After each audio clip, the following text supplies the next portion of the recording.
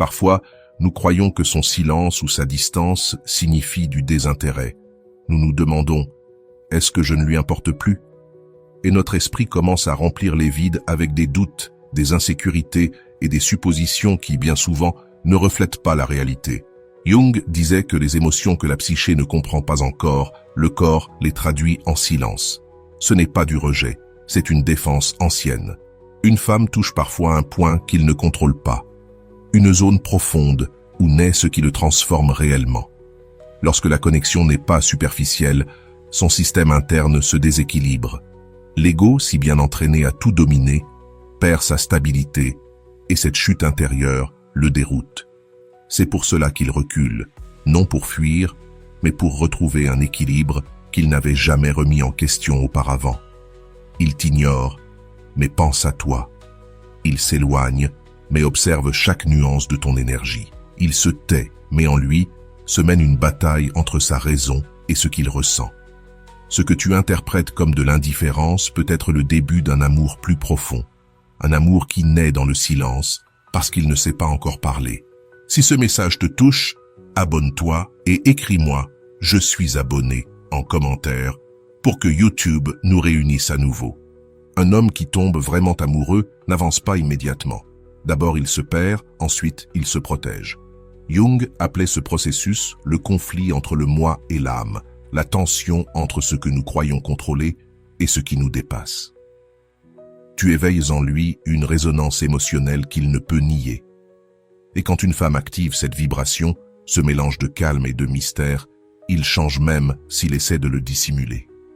Sa distance n'est pas de la froideur, c'est une tentative désespérée de reprendre le contrôle face à une force qu'il ne comprend pas. Avant de penser qu'il t'ignore, demande-toi, et si son silence était une autre forme de langage amoureux? Quand une partie de lui a besoin de toi, même s'il ne l'admet pas, un combat interne s'ouvre. Jung disait que l'âme ne tombe pas amoureuse avec logique, mais avec des symboles invisibles. Et lorsque tu réveilles cette mémoire profonde, il ne peut plus t'oublier. L'homme qui s'éprend en silence porte un dilemme intérieur. Il ressent plus que ce qu'il peut expliquer. Et quand quelque chose le dépasse, son premier réflexe est de reculer. Pas parce qu'il veut te perdre, mais parce qu'il a peur de te décevoir. Sa pensée rationnelle, celle qui l'a maintenu solide pendant des années, refuse d'admettre qu'une émotion puisse le bouleverser autant. Tu deviens alors le miroir qui révèle ce qu'il a toujours tenté de cacher. Beaucoup d'hommes grandissent en croyant que ressentir trop est une faiblesse. Mais quand tu apparais, cette croyance se brise. Il veut s'approcher, tu le sens, tu le devines, mais son histoire émotionnelle le freine. Chaque silence est une négociation interne. Je veux, mais je ne peux pas. Avance, mais avec prudence. Tu n'es pas face à un homme qui ne ressent rien. Tu es face à quelqu'un qui n'a jamais appris à soutenir ce qui brûle maintenant en lui. Quand un homme commence à tomber amoureux sans l'admettre, ses gestes le trahissent. Observe comment il t'écoute, même s'il feint la distraction, comment il se souvient de détails minuscules, comment son énergie change quand tu t'approches.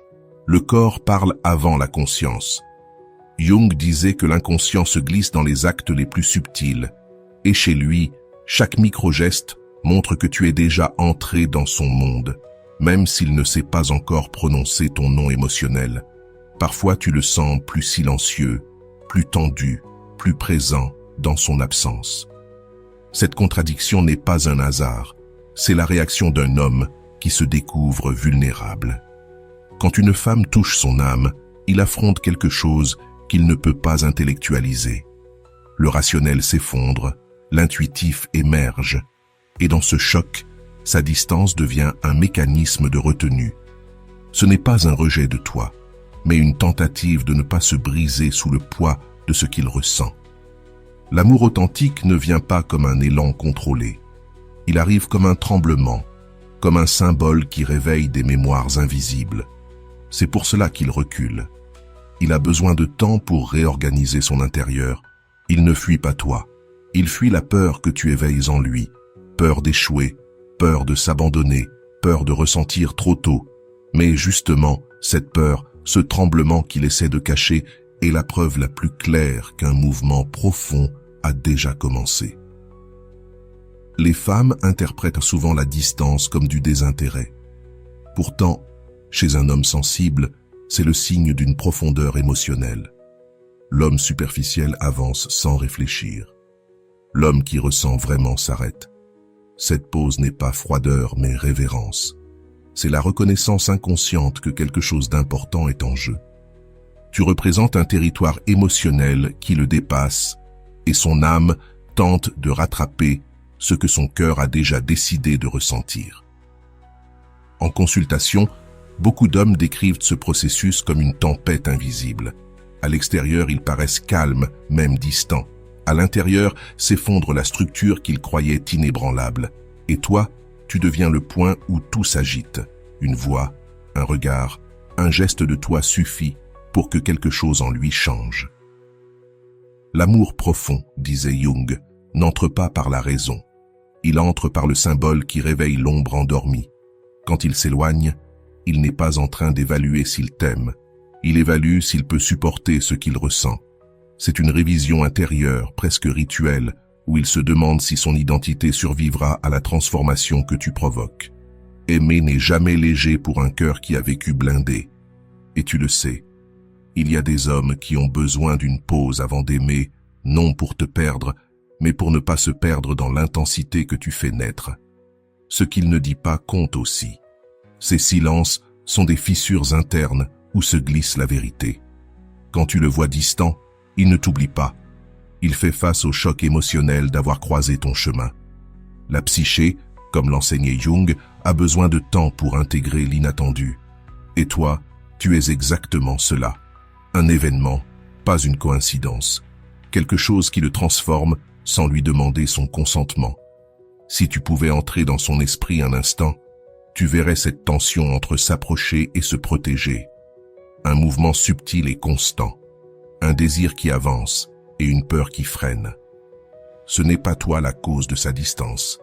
C'est la profondeur de ce que tu représentes. Quand un homme sent que tu pourrais le voir entièrement, sa lumière, son ombre, son enfant effrayé, survient cette retraite temporaire qui déroute, mais qui dévoile aussi sa vérité. Quand il tente de s'éloigner, sa tête lui dit qu'il doit reprendre le contrôle, mais son corps le contredit. Tu le remarques dans la façon dont il te regarde quand il croit que tu ne le vois pas, dans ce bref éclat qui le trahit, dans sa posture qui change quand on prononce ton nom. La distance qu'il montre à l'extérieur est la même proximité qui le consume à l'intérieur. Et cette contradiction n'est pas un hasard. Il existe une empreinte du lien qu'il n'ose pas encore nommer. Certains hommes parlent beaucoup et ressentent peu, et d'autres parlent peu parce qu'ils ressentent trop. L'homme qui tombe amoureux en silence appartient à cette seconde catégorie. Son âme se déplace plus vite que sa voix, et c'est pour cela qu'il semble disparaître dans les moments les plus intenses. Ce n'est pas de l'incohérence, c'est de la protection. Jung expliquait que l'homme craint tout ce qui éveille son anima, cette partie émotionnelle qu'il ne contrôle pas, et que toi, sans le vouloir, tu as mis en lumière. Quand un homme perçoit que tu pourrais le voir sans masque, il entre dans un territoire inconnu. Il sait manier la logique, les plans, le concret, mais il ne sait pas gérer la transparence émotionnelle, et c'est précisément là que tu le places. C'est pour cela qu'il doute, qu'il s'arrête, qu'il respire. Son silence est une tentative d'organiser le chaos que tu lui provoques. Un chaos beau, oui, mais tout aussi effrayant pour quelqu'un qui n'a jamais été entraîné à ressentir en profondeur. Quelque chose de curieux se produit chez ces hommes.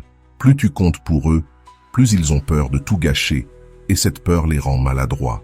Ils se contredisent, ils se cachent, puis ils reviennent. C'est l'esprit qui tente de contrôler ce que l'âme a déjà décidé. C'est une danse entre désir et protection de soi. Et même si tu ne vois que la partie où il recule, à l'intérieur de lui, une vérité s'allume. Ce qu'il ressent pour toi n'est pas passager, c'est structurel. Chez lui, l'amour n'arrive pas comme un élan impulsif, mais comme une révélation. D'abord, il ressent l'impact, ensuite il essaie de le comprendre. C'est un processus lent, presque sacré, dans lequel il évalue si son monde intérieur peut supporter ce que tu représentes. Voilà pourquoi il paraît absent, même s'il est plus présent que jamais. Son attention envers toi devient microscopique et chaque chose que tu dis ou que tu tais détermine la manière dont il traverse son propre labyrinthe émotionnel. Beaucoup d'hommes décrivent cet état comme une pression dans la poitrine qu'ils ne savent pas nommer. Ce n'est pas de l'angoisse, c'est de l'ouverture. Son âme, habituée à être fermée, s'élargit brusquement et alors son ego se défend, recule, se confond, t'observe de loin. Mais cet éloignement n'est pas un adieu, c'est un ajustement interne pour ne pas s'effondrer face à ce qu'il ressent. Parce que oui, tu comptes déjà bien plus que ce qu'il avait prévu. Tu le vois changer, même s'il croit le dissimuler. Ses décisions deviennent plus réfléchies, sa présence plus attentive, ses silences plus denses. L'amour profond a cet effet. Il réorganise tout. Jung disait que l'émotion intense oblige l'homme à restructurer sa psyché. Et c'est exactement ce qui se passe en lui. Il se réajuste intérieurement avant de décider de son prochain pas avec toi. Un pas qui, même s'il tarde, pointe toujours dans ta direction. Parfois, tu te demandes si sa manière de s'éloigner est un signe qu'il ne ressent pas la même chose. Mais c'est tout le contraire. Lorsqu'un homme ne s'implique pas, il agit sans peur. Quand il s'implique, il craint de perdre ce qu'il n'a pas encore. C'est son angle mort émotionnel. Tu représentes un avant et un après, et toute transition génère de la résistance. Son silence est une stratégie pour ne pas se précipiter, pas pour t'écarter. Si tu écoutes attentivement, son absence a un son particulier. Ce n'est pas du vide, c'est de l'attente. Ce n'est pas de la froideur, c'est de la retenue. Parce qu'il sait que s'approcher de toi implique de se montrer. Et cette nudité émotionnelle, la vraie, celle qui ne se voit pas avec les yeux, lui demande un type de courage qu'il apprend encore à tenir. Sa distance et sa manière imparfaite de se préparer pour ne pas te décevoir. À chaque interaction, un détail subtil se révèle. Il te porte déjà en lui. Tu le remarques dans son ton qui change, dans la façon dont il cherche ton approbation sans l'admettre, dans son regard qui tente de te soutenir mais se brise. Il ne t'ignore pas. Il est en train de traiter la profondeur du lien qui est né sans permission. Quand un homme tombe amoureux ainsi, le temps devient son refuge. Il a besoin de comprendre avant de se donner. Quand il pense trop, il s'éloigne. Quand il ressent trop, il s'éloigne aussi. Cette dualité fait partie de sa nature émotionnelle. L'homme qui aime en silence n'agit pas par impulsivité, mais par prudence. Il veut protéger ce qui naît et se protéger lui-même. Et pendant que tu interprètes sa distance comme une fermeture, en réalité, c'est un intervalle, une respiration profonde avant d'assumer que quelque chose d'immense se passe en lui. Il existe un instant minuscule et invisible où il cesse de te voir seulement à l'extérieur et commence à te voir à l'intérieur. Cet instant change tout. La connexion cesse d'être externe pour devenir une empreinte interne, et là commence son conflit. L'âme avance, l'ego recule, et c'est pour cela qu'il te répond par des pauses, des regards fuyants, des silences lourds. Ce n'est pas du désintérêt, c'est la reconnaissance qu'il ne peut plus prétendre que ce qu'il ressent est léger. Lorsqu'un homme sent que quelqu'un peut le décoder, un vieux réflexe apparaît, protéger son noyau vulnérable. Ce réflexe le pousse à se retirer, comme si s'éloigner lui donnait le temps de revenir à sa forme originale. Mais il ne revient pas. Tu as déjà laissé une marque. Jung disait que la psyché résiste à tout ce qui menace de la transformer. Et tu es justement cette belle menace, la possibilité d'un amour qui l'oblige à se regarder avec de nouveaux yeux. Lui aussi se demande pourquoi tu comptes autant, pourquoi il pense à toi quand il essaie de se distraire, pourquoi ton absence pèse plus que la présence de n'importe qui. Cette énigme le déstabilise. La connexion émotionnelle devient un miroir inattendu, et même s'il ne le dit pas, sa lutte interne n'est pas contre toi. Elle est contre tout ce que tu réveilles. Tu le touches, tu le remues, tu le mets à nu émotionnellement sans même le toucher. Cette intensité l'effraie, mais l'attire en même temps. Il y a des hommes qui aiment par action et d'autres qui aiment avec des silences maladroits. Lui appartient à ce second univers. Son âme avance, sa conduite reste en arrière. C'est pour cela qu'il paraît contradictoire. Il te cherche du regard, mais s'éloigne avec ses pas. Il t'écoute avec attention, mais répond moins. C'est le décalage entre son intérieur et son extérieur. Et dans cette fissure se révèle tout ce qu'il essaie d'occulter et qu'il ne peut plus contrôler. La confusion que tu vois en lui n'est pas un manque de clarté, c'est un excès d'émotion. Quand quelque chose dépasse sa capacité de rationaliser, une paralysie affective apparaît. Et tu es précisément ce déclencheur. Sa psyché se réorganise comme une pièce pleine d'objets qui bougent sans permission. Il essaie de les remettre en place avant de te laisser entrer. Voilà pourquoi il s'arrête, voilà pourquoi il disparaît. Non pas parce qu'il ne ressent pas, mais parce qu'il ressent trop pour avancer sans comprendre. Chaque fois qu'il s'éloigne, quelque chose en toi bouge aussi. Tu penses que tu perds la connexion, alors qu'en réalité, il est en train de traiter l'intensité que tu provoques. Cette pause, ce retrait, est un espace d'intégration émotionnelle. Jung disait que l'esprit a besoin de temps pour s'adapter à ce que l'âme a déjà accepté. Et lui est en plein apprentissage pour soutenir ce qu'il ressent sans se briser dans le processus. Si tu pouvais écouter son dialogue interne, tu comprendrais beaucoup de choses. Ne la perds pas, mais ne te précipite pas. Ne l'éloigne pas, mais protège-toi. Ne la blesse pas, mais ne te blesse pas toi non plus. Ce va-et-vient émotionnel est la preuve que ce qu'il ressent pour toi le dépasse. Cette intensité l'oblige à avancer avec prudence, comme si chaque pas pouvait changer son destin. Et peut-être qu'au fond, sans l'admettre, il sait qu'avec toi son destin pourrait réellement changer. Le plus important n'est pas ce qu'il fait, mais ce qu'il tente d'éviter. Éviter de montrer sa vulnérabilité, éviter de laisser voir qu'il te pense, éviter de céder à l'impulsion de te chercher. Mais chaque évitement est aussi un aveu. Son silence dit plus que n'importe quel discours, et toi, avec ta présence, tu éveilles en lui une version qu'il ne connaissait pas. Une version plus authentique, mais aussi plus exposée. À ce stade, sa distance a cessé d'être une fuite. C'est une défense apprise, une manière imparfaite de ne pas se briser. Il s'adapte en silence à ce que tu représentes pour lui. Un homme qui tombe amoureux sans le dire ne le fait pas par manque de courage, mais par excès de profondeur. Et dans cette profondeur, chaque émotion arrive comme un écho ancien qui le traverse. Il n'ignore pas ce qu'il ressent, il tente d'y survivre. Chaque fois qu'il pense à faire un pas vers toi, il se souvient de toutes les fois où il a fait le même pas et a fini par perdre son centre. Ce souvenir le freine, comme une ombre ancienne qui respire encore. Il ne fuit pas loin de toi, il fuit la répétition de son propre schéma.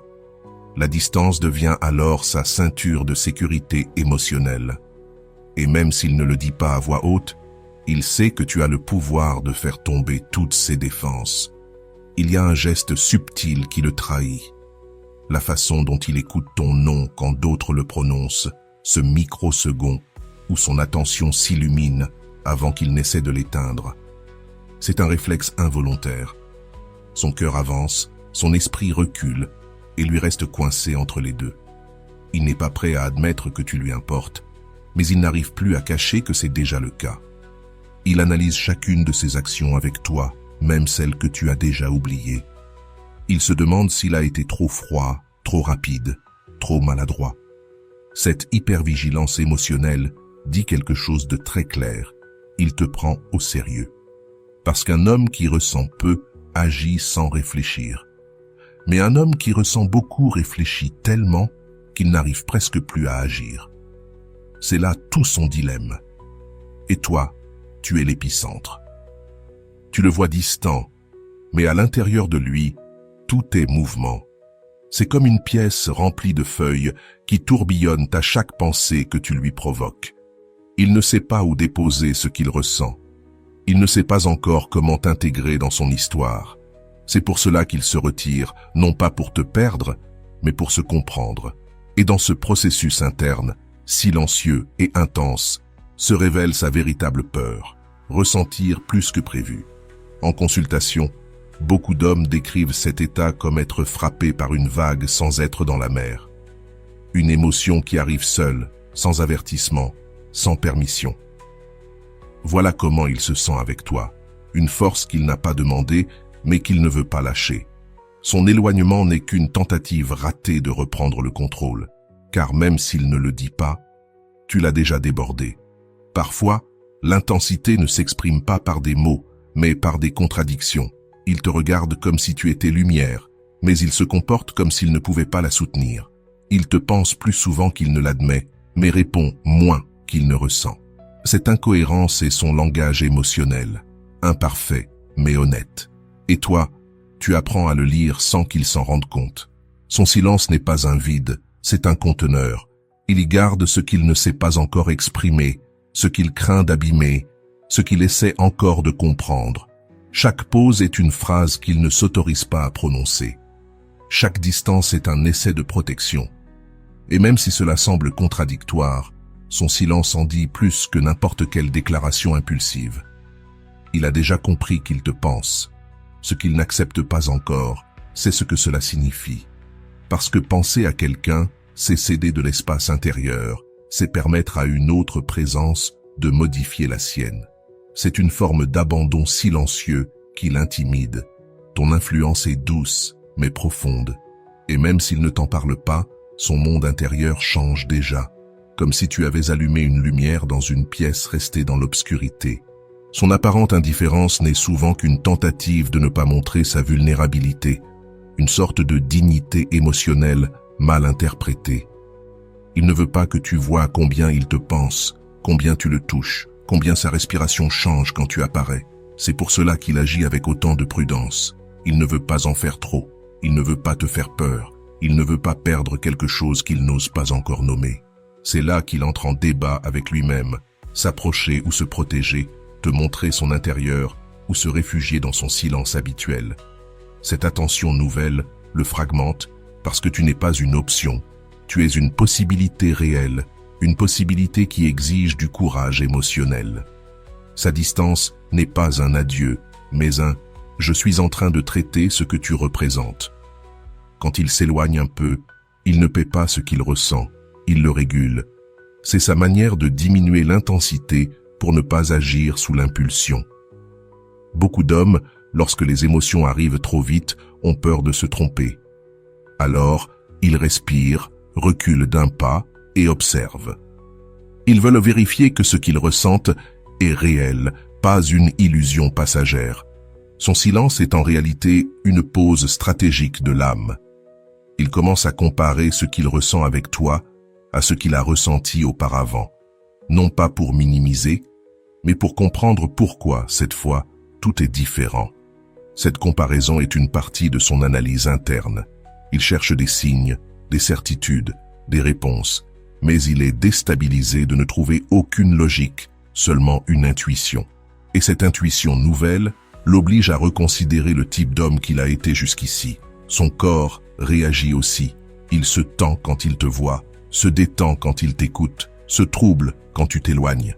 Cette combinaison le met hors de rythme, comme si son propre organisme répondait à sa place. Et c'est là que surgit sa peur. Réaliser qu'il ne contrôle plus son interprétation émotionnelle.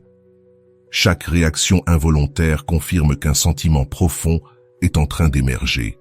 Quand un homme commence à ressentir quelque chose de vrai, un étrange perfectionnisme émotionnel apparaît. Il veut bien faire, même s'il ne sait pas comment. Il veut parler, mais craint d'en dire trop.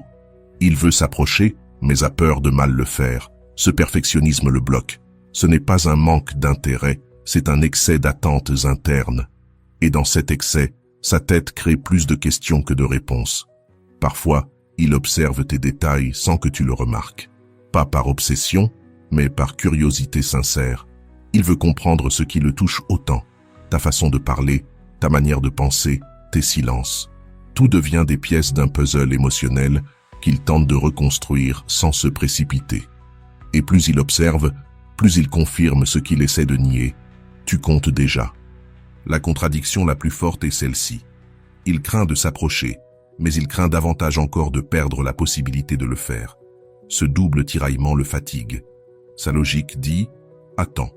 Son émotion dit « avance ». Et il reste coincé entre ces deux voies. Sa confusion n'est pas un caprice, mais la preuve qu'il ne perçoit plus la situation comme quelque chose de passager, mais comme un tournant possible dans son histoire personnelle.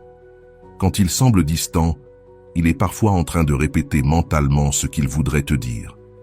Il imagine des conversations, anticipe tes réactions, essaie de ne pas commettre d'erreurs.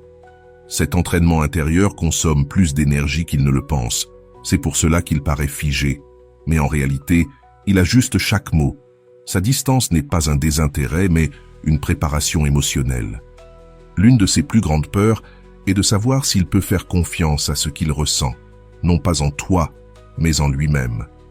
Il a déjà connu des émotions confuses, intenses mais éphémères.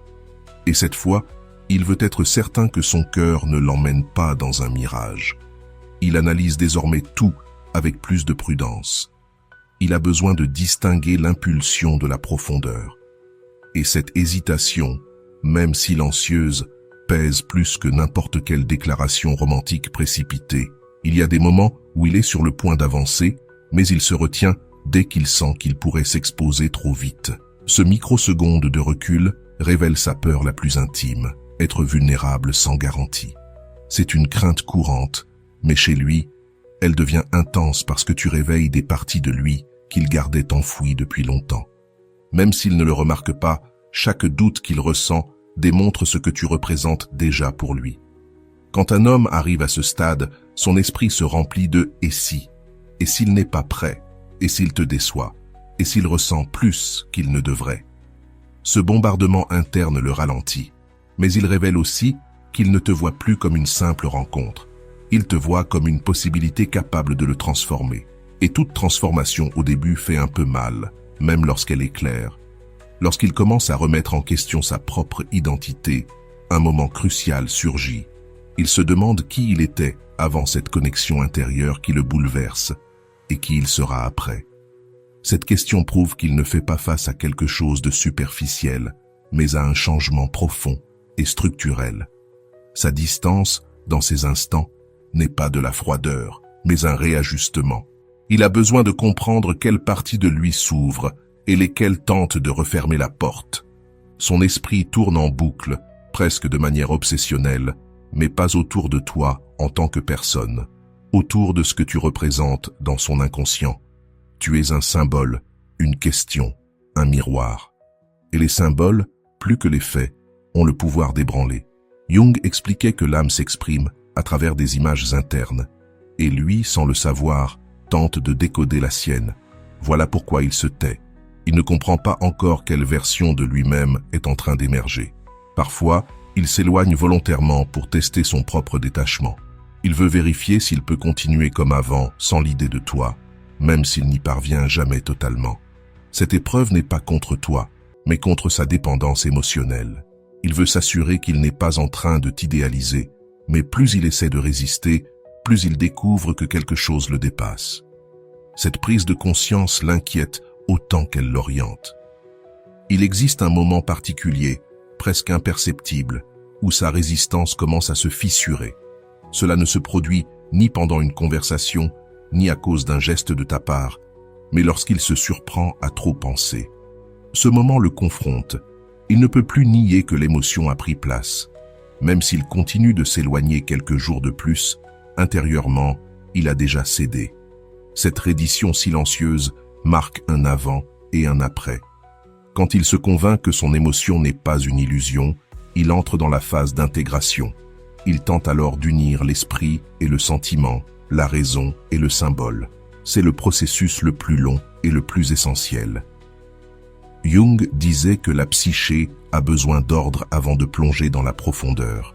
C'est pour cela qu'il s'organise intérieurement, comme s'il remettait en place les pièces d'un puzzle émotionnel avant de permettre à quelque chose de grandir. Dans cette phase, il affronte aussi ses anciens démons, la peur d'échouer, de se tromper, de ne pas être prêt, de répéter des histoires du passé. C'est un inventaire silencieux qui l'épuise, mais qui le prépare.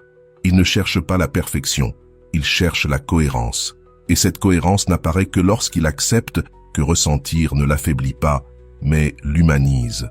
Cette acceptation est le premier pas vers une relation plus consciente avec son propre monde intérieur.